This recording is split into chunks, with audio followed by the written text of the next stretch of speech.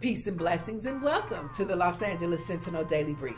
This is where we talk black and talk back to the headlines that are important to the black experience. I'm Neil Anderson, and here's what you need to know for today. In world news, a South African court has convicted a pastor, now check this out family, of plotting to overthrow the government and kill thousands of black people in the country. His name is Harry Johansson Nelson, and he's the leader of the National Christian Resistance Movement. He was found guilty of high treason, incitement to carry out violent attacks, and recruiting people to commit those attacks. Sound familiar, anybody? Now, Nelson's group explored the possibility of using a biological weapon to infect and kill black people, including the poisoning of water reserves supplying black communities. Now, this is according to the prosecution, and we will continue to monitor this story. And speaking of treason, the January 6th committee hearings prime time continued this morning as the committee continues to provide evidence and testimony of just how much Donald Trump was involved with trying to overthrow the U.S. government. Now, the next committee hearing is Wednesday, 10 a.m. Eastern, 7 Pacific. And in more news from Capitol Hill, the Senate has seemed to have found common ground on gun reform, and the Supreme Court is expected to deliver rulings as soon as this week on abortion rights and gun rights, and we will continue to monitor those stories as well. Now let's check in with one of our new correspondents. Here's Trey Elliott with news and commentary, and he's going to tell us what Hyundai, car insurance, and STDs all have in common. Take a listen. Some things you just can't make up.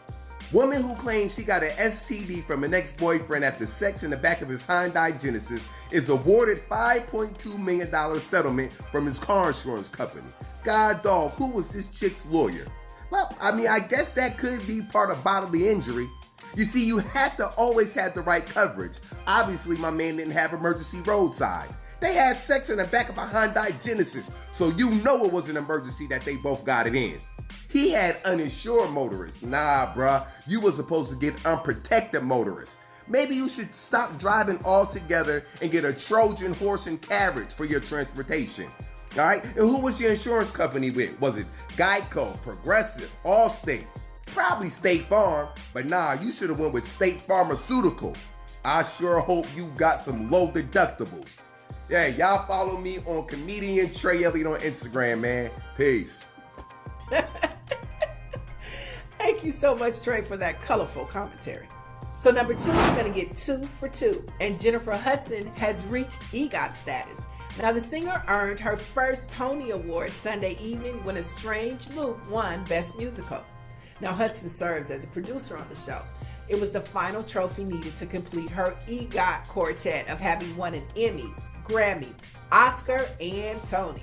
Now, Hudson is now a part of the 17 exclusive group of people who have gained EGOT status, and John Legend is one of those 17. In more Broadway news, Lena Horne will be the first black woman to have a Broadway theater named in her honor, according to the New York Times.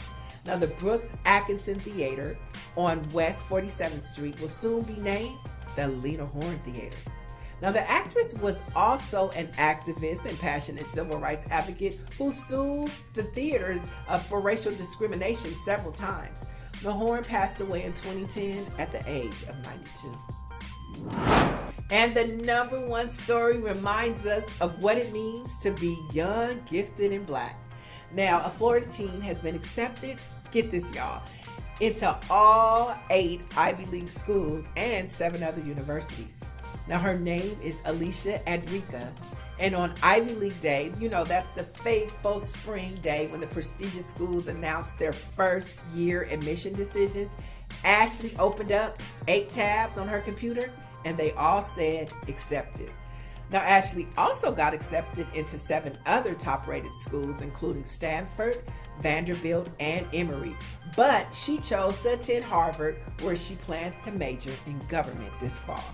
Now, for the latest in headlines that are impacting the black experience, visit lasentinel.net. I'm Neil Anderson, and you have just been debriefed.